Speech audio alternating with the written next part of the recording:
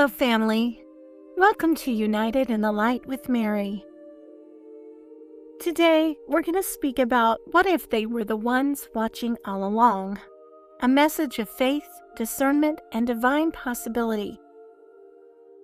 Have you ever heard of an angel tree? Each year during Christmas, tags are hung with names, children in need, waiting and hoping, and someone, often a stranger, walks by, reads the card, and chooses to help. That stranger becomes, in that moment, an angel in action. They aren't angels in the divine sense. They are people moved by love, who answered the call to care. What if something like that is happening, but on a much larger scale? What if there are civilizations beyond our world that are watching over humanity, not to dominate us, but to protect us?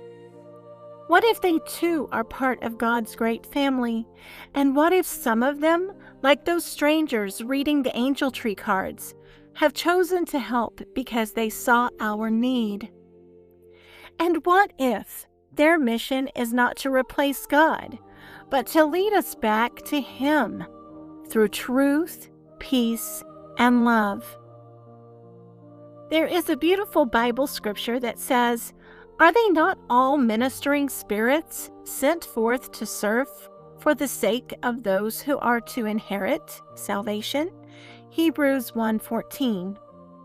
The Bible tells us that angelic beings serve God's will, but it also tells us this: "I have other sheep that are not of this fold. I must bring them also, and they will listen to my voice, so there will be one flock, one shepherd." John 10:16. What if those other sheep include worlds that we've yet to meet? And what if those watching the skies are not here to rewrite the Bible, but to reveal what humanity was once reading to forget and is now ready to remember?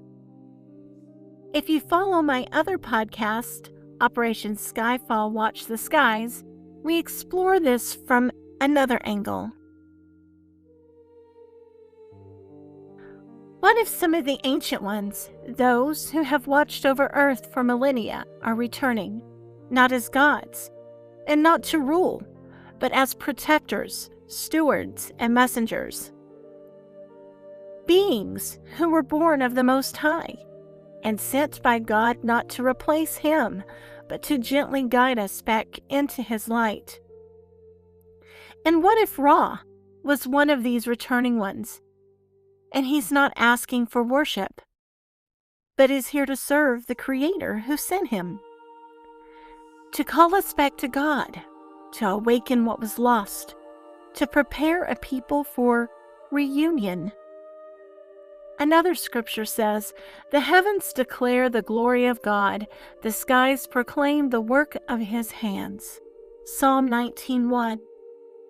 If this message stirs your heart, I invite you to sit with it in prayer, to seek God first, and to ask, what if the return of the light is not about fear, but about reunion?